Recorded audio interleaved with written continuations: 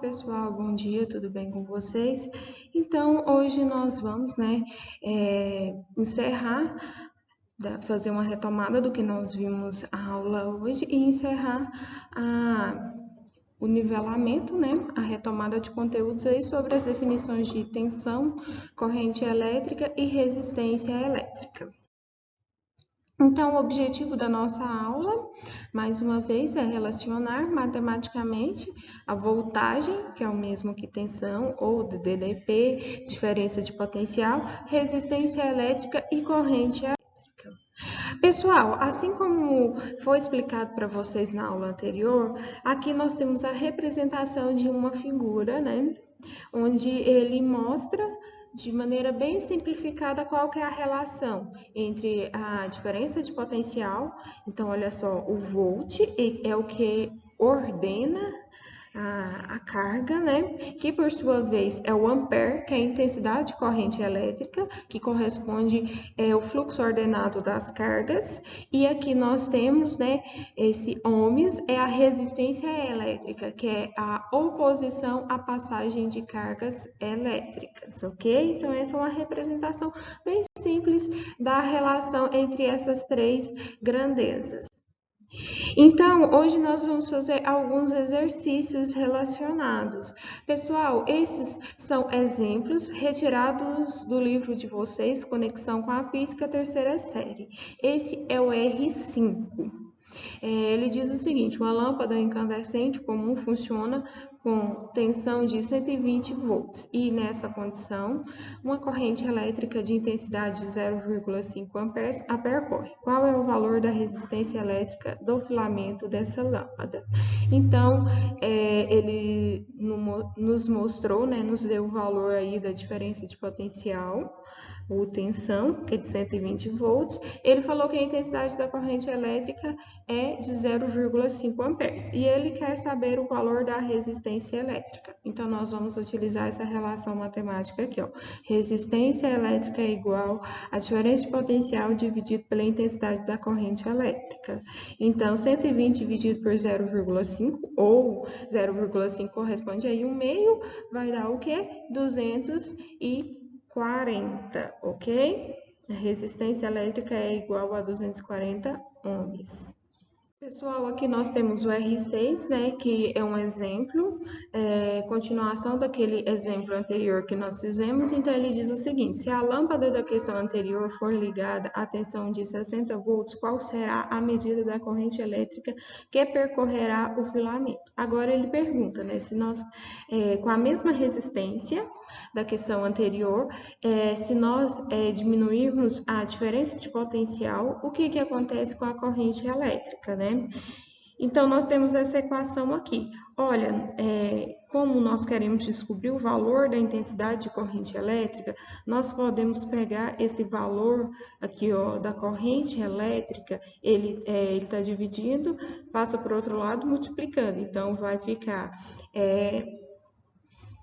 intensidade de corrente elétrica é igual a diferença de potencial dividido pela resistência, ou seja, intensidade de corrente elétrica e diferença de potencial, elas são diretamente proporcionais. Então, significa que se eu diminuo uma, a outra também irá diminuir, ok? Então, fazendo isso daí, esse cálculo, nós temos a intensidade de corrente elétrica de 0,25 amperes, ou seja, eu reduzi em 50%, Eu reduzi aí pela metade, era de 120, foi para 60, e também houve uma redução aí da corrente pela metade, era 0,5, foi para 0,25, ou seja, era 1/2, foi para 1/4, beleza?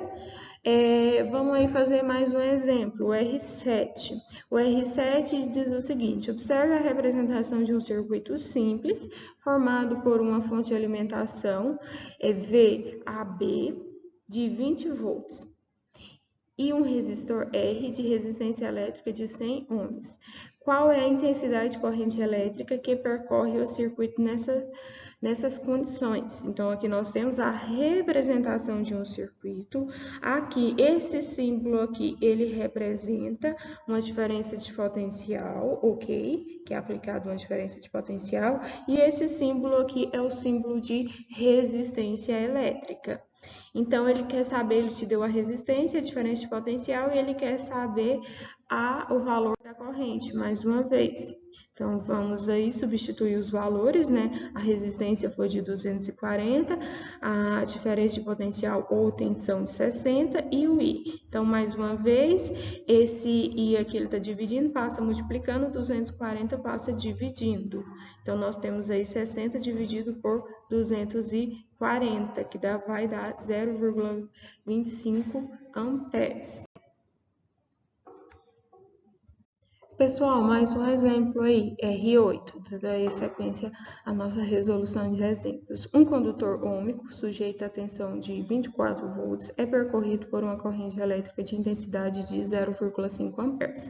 Calcule o valor da resistência elétrica desse condutor. Observe agora que ele nos deu o valor aí, né, da tensão, que é de 24, e a corrente, que é de 0,5 amperes. E ele quer saber o valor da resistência elétrica. Então, resistência elétrica é igual a tensão dividido pela corrente. Substituindo os valores aí, 24 dividido por 0,5, nós temos um valor aí de 48 ohms. Observe que é bem simples essa relação entre diferença de potencial, corrente elétrica e resistência elétrica, ok? A letra B. Qual será a intensidade de corrente elétrica que percorrerá o condutor se seus terminais forem conectados a uma fonte de tensão de 100 volts? Observe que também nesse caso, ele também está aumentando a diferença de potencial e ele quer saber o que acontece com a corrente elétrica. O que deve acontecer com a corrente elétrica? O valor dela deve aumentar, já que são grandezas diretamente proporcionais. Então, substituindo os valores aí na equação, né, vamos isolar esse valor de I aqui. Esse ele está dividindo, passa multiplicando, então vai ficar 100 dividido por 48. Nós temos um valor aí de 2,1 amperes, ok? Tranquilo? Pessoal, agora nós vimos a definição de resistência elétrica, né? Nós vimos que a resistência elétrica, ela é a oposição à passagem de carga elétrica, ou seja, quanto maior a resistência elétrica, menor é a passagem de corrente elétrica, ok? Nós vimos então que ela também está relacionada com a diferença de potencial e com a corrente elétrica. Nós vamos ver também a resistência elétrica em função das características físicas do condutor, ok? Então, essas características é a resistividade elétrica, que é uma característica que está relacionada ao comprimento, ao material que é feito, ao material que é feito o condutor. Então, a resistividade é uma constante relacionada ao material.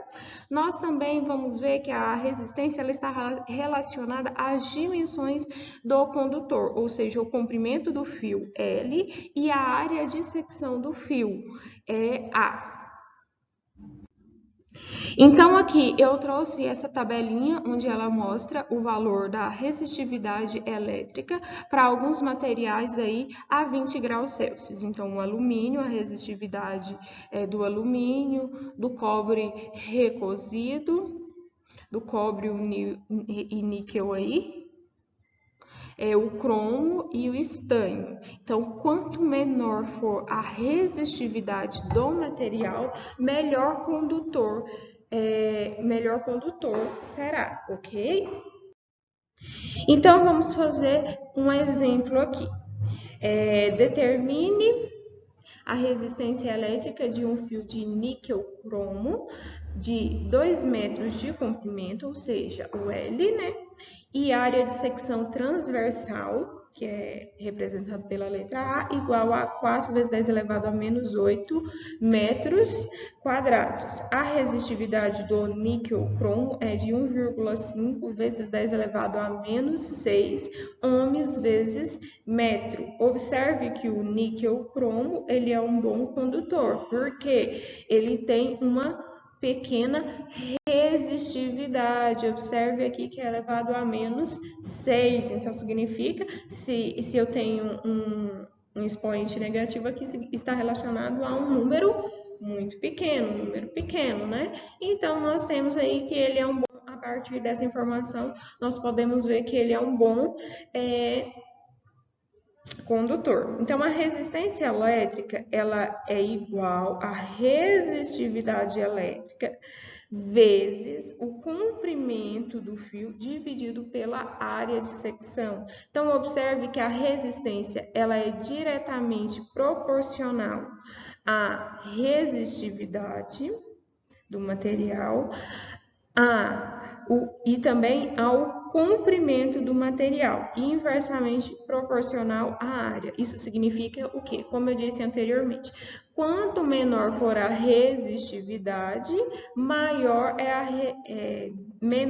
é a resistência e, consequentemente, maior é a capacidade de passagem de corrente elétrica, ou seja, melhor condutor. Quanto menor a resistividade, menor a resistência e consequência, a resistência menor, o material é o melhor condutor.